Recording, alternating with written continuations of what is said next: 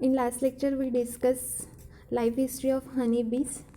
Here we are going to discuss about nectar, water, pollen and propolis collection. So how it collect nectar, water, pollen and propolis. Propolis means मध, जे फुलांच्या पाकळ्यांपासून तयार होत असते त्याला मध प्रोपायलिस म्हटले जाते.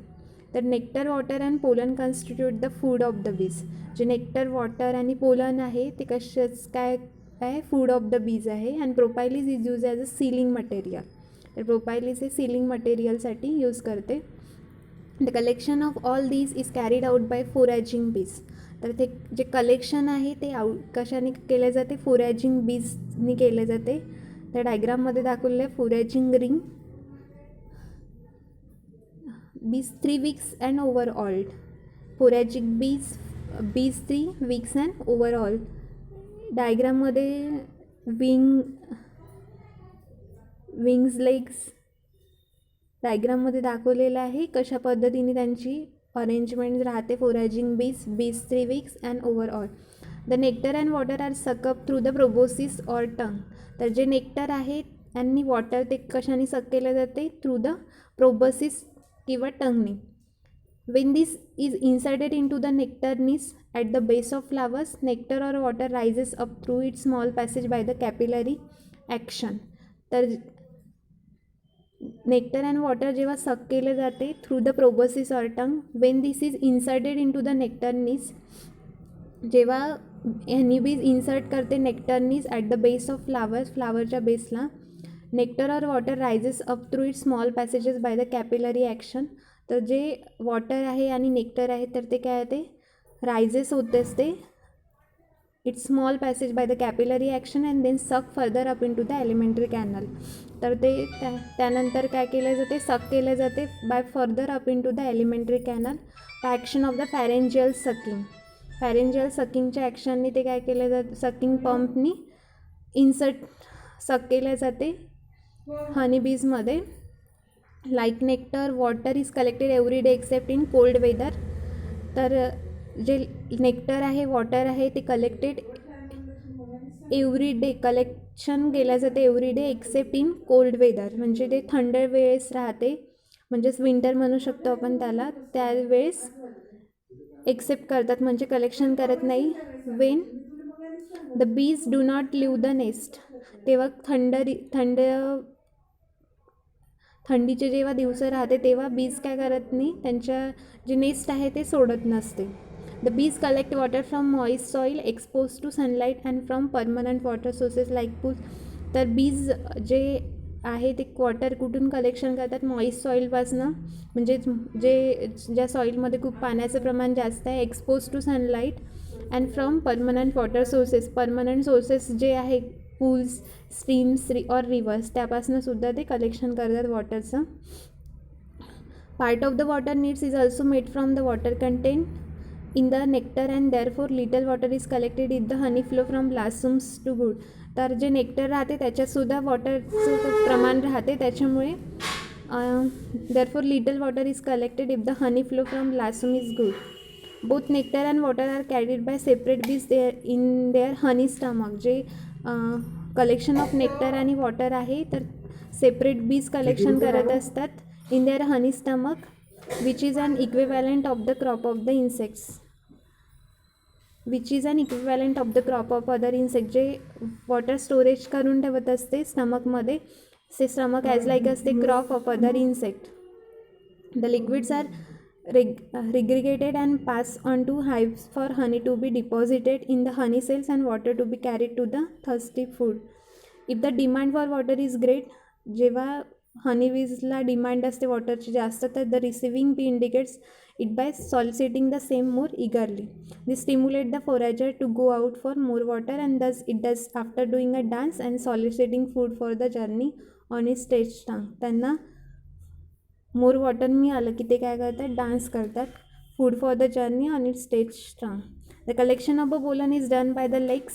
जे पोलनचे कलेक्शन आहे ते लेग्स करतात. For which all of them undergo some modification. पण त्याच्यामधले काही यांचं मॉडिफिकेशन झालेलं आहे, म्हणजेच कलेक्शनसाठी ते हेल्प होईल यासाठी. The legs of a bee as in any other insect is made up of 6 segments. तर लेग्स बीचे किती सेगमेंटनी बनलेलं आहे? 6 सेगमेंटनी. त्याला coxa, trochanter, femur, tibia, tarsus and pretarsus असे 6 सेगमेंट्स आहे. Which bears a pair of claws. आणि त्याला काय असते? Pair of claws and a lobe to grip smooth surface. Smooth सरफेसला पकडून ठेवण्यासाठी म्हणजेच ग्रिप करण्यासाठी त्यांची अरेंजमेंट असते. The basitarsus, basal part of the tarsus of each leg is provided stiff hairs. त्यामध्ये हेअर्स राहते which are use to brush the pollen. तर ते हेल्प करतात brush the pollen that get adhered to the body hairs while the bee sucks nectar from the flowers. The biastrus of the foreleg in addition bears a notch overhung by a clasp at the end of the tibia. The antennae are grasped between the structure only by one and clean. तर त्याच्यामध्ये अँटिनासुद्धा present राहते आणि कशासाठी antenna असतो? तो cleaning करायसाठी. The tibia of the mid legs bears a spine. जे tibia आहे मिड लेग्सचा तो स्पाईन असते त्यामध्ये. At grass between the structure one by one and its inner end which is use to remove wax. आणि ते spine कशासाठी help करतात? रिमूव्ह वॅक्स करायसाठी from the abdominal sterna bearing wax gland. It is the hind leg that has undergone maximal modification. Its tibia has ब्रॉडन्ड with concave outer. Tibia जे राहते ते broaden राहते with concave. Outer साईडला concave असते. Surface fringe with long cut spines. The lower ones of which acting as pollen rakes and the concave outer surface of tibia itself act a pollen basket. तर जे lower ones आहे acting as a pollen racks.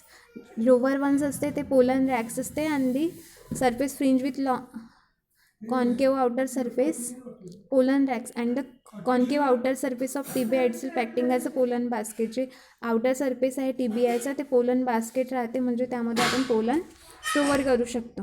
The basitarsus likewise has also broaden and bears large flat brushes or combs on its inner surface that acts the pollen brushes. The base tarsus जे आहे broaden असते, large flat brushes or combs असते inner surface that act म्हणजे कशाचं काम करते? Pollen ब्रशेसचं. The pollen collected of the body by the fore and mid legs are place on the combs of the hind बायस्टार्सस which also collect from the abdomen. तर जे pollen collect केलेले राहते तर ते कशामध्ये स्टोअर केले जाते?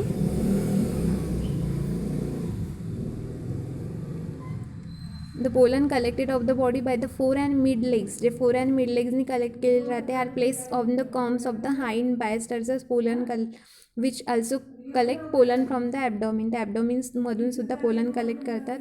The pollen on the combs of one side is then remove by the rack of the opposite hind leg.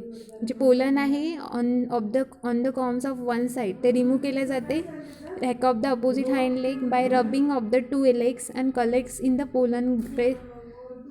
Pollen press between the tibia and बायस्टार्सस.